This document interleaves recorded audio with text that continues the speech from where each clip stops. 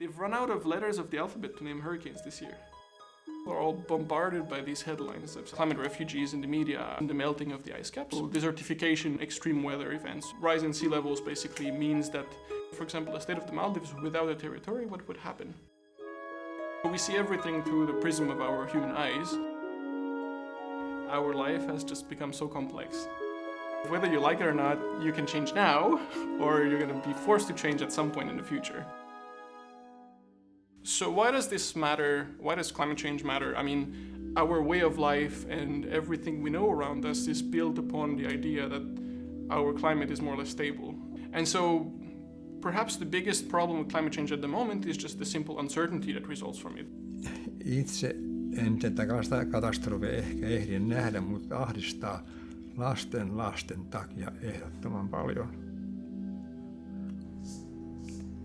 Mahdollisuudet viedään usvalle ennen kuin se on edes ymmärtää sitä koko konseptia.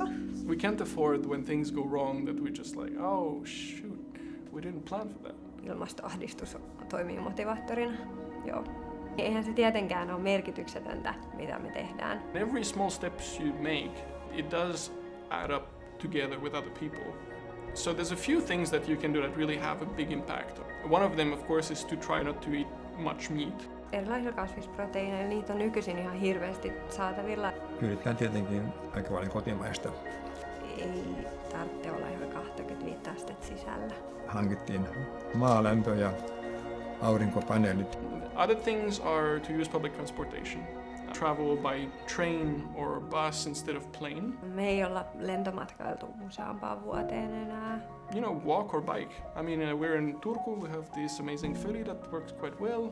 Säväluotin kierrättäminen säästää hirveän paljon. Usva kun syntyi, niin kaikki mitä silloin niin on jonkun vanhaa. Ihmiset etsii onnea uusien asioiden ostamisesta. Associate pressing the button with, I got a nice package. Meidän pitäisikin päästä siitä eroon ja löytää sen tilalle jotain. Also to be aware of your political power as an individual. Everything about climate change just screams like, don't do it. Minusta ihmisten pitäisi herätä näkemään se, että kuinka suuri vaara se on. Ja harva myöntää, että jatkuva kasvu on täysin mahdoton asia. We really need to do everything we can do to stop it before it just fundamentally changes what it means to be a human on Earth. Pitää olla toivoa. Joo. Ja mitä sitä edes hankkimaan lapsia, jos ei ajattelisi, että tätä planeettaa sitten enää on niille.